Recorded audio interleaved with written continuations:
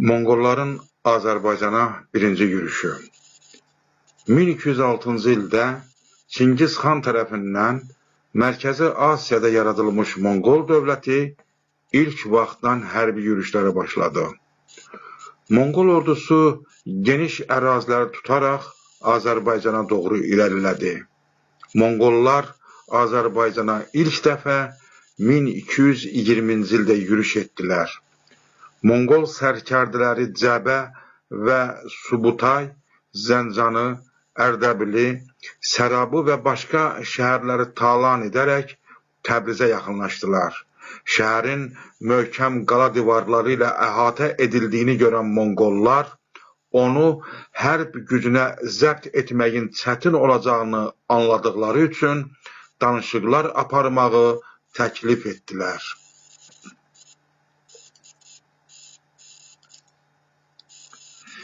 Eldənizlər dövlətinin hökmdarı Özbək şəhərin müdafiəsinə arxayın deyildi və Monqollarla sazişə girməyi üstün tutdu.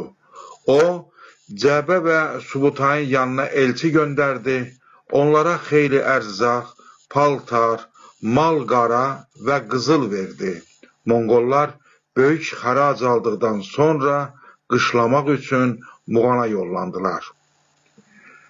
1221-ci ilin əvvəllərində Cəbə və Subutayın dəstələri yenidən Azərbaycana qayıtdılar və Təbrizə tərəf yönəldilər. Təbriz hakimi Şəmsəddin Tuğrayi pul və mal-qaradan ibarət xərac verməklə şəhəri qarətdən xilas edə bildi. Bundan sonra Monqollar qəflətən Marağa üzərinə yürüş etdilər. Şəhər hakimi Reyndey qalasında gizlənməyə məcbur oldu. Lakin xalq kütlələri doğma şəhərin müdafiəsinə qalxdılar. Düşmənə ciddi müqavimət göstərdilər. Monqollar divar dağıdan qurğuların köməyi ilə Marağaya soxularaq əhali qanlı divan tutdular. Şəhəri isə talan etdilər. Monqollar Marağadaykən Həmədanda xalq üsyanı baş verdi. Cəbə və Subutayın qoşunları tezliklə Həmədandakı üsyanı yatırtdılar, sonra isə Ərdəbilə basqın edərək şəhəri ələ keçirdilər. Monqol qoşunu Ərdəbil istiqamətindən Təbrizə 3-cü dəfə hücum etdi. Özbək düşmənin şəhərə yaxınlaşdığını eşidib Naxçıvana qaçdı.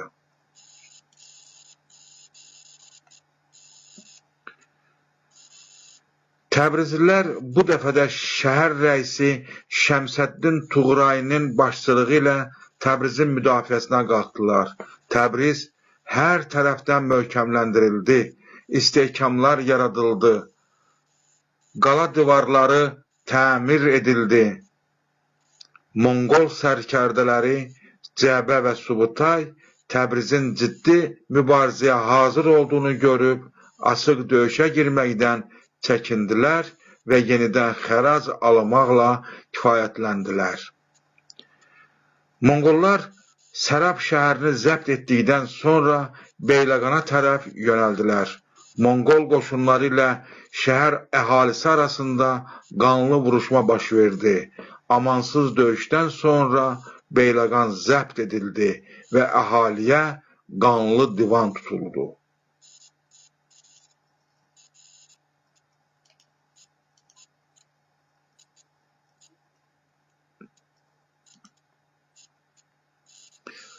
Monqollar nəinki qocaları və uşaqları, hətta ana bətnində olan körpələri də öldürürdülər. Güclü qarətdən sonra Beyləqana od vurub yandıran Monqol sərkərdələri Gəncəyə üz tutdular. Gəncəlilər şəhərin müdafiəsinə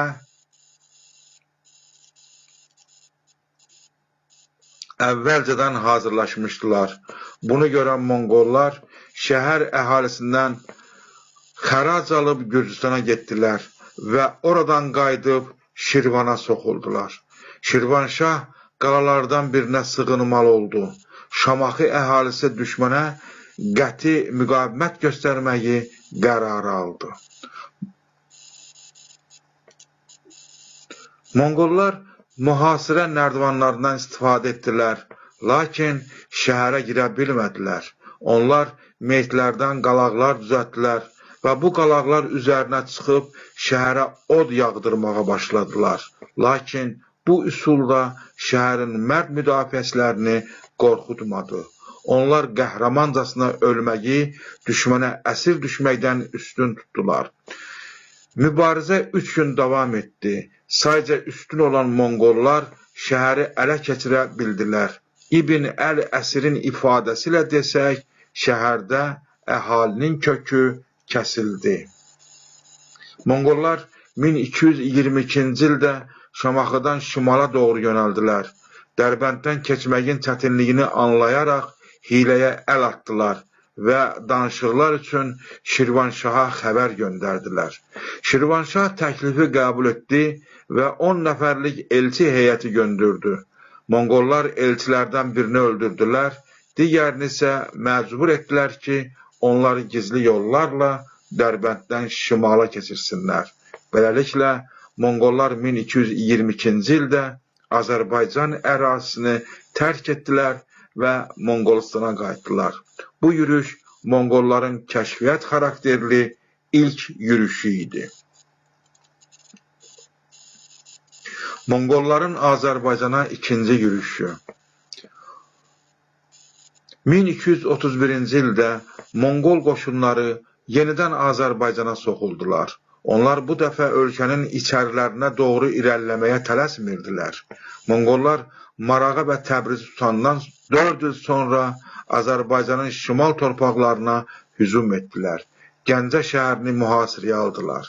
Gəncəllər düşmənə ciddi müqavimət göstərsələr də, Monqollar şəhəri ələ keçirib onu dağıtdılar, əhaliyə isə amansız divan tutaraq Azərbaycanın zəbt edilməsini başa çatdırdılar. Beləliklə, Monqolların Azərbaycanı zəbt etməsi üçün onlara 8 il vaxt lazım oldu. Bir qədər sonra Monqollar bütün ətraf əraziləri zəbt edib, böyük Hülakilər dövlətini yaratdılar. Azərbaycanda Monqol əsarəti dövrü başladı. Azərbaycanı zəbt edərkən Monqollar Gəncə, Şamaxı, Beyləqan və Ərdəbil şəhərlərini viran etdilər. Bərdə şəhəri isə o vaxtdan bəri bir daha dirçəlmədi, kiçik yaşayış məntəqəsinə çevrildi. Monqol əsarəti dövründə ölkənin təsərrüfatı pisləşdi. Torpaqların xeyli hissəsi uzun illər əkilməmiş qaldı. Sənətkarlıq və ticarətdə ciddi ziyan dəydi. Əsasən maldarlıqla məşğul olan Monqollar ən yaxşı torpaqları, o cümlədən Kür-Araz ovalıqlarını ələ keçirərək otlaqlıqlara çevirdilər.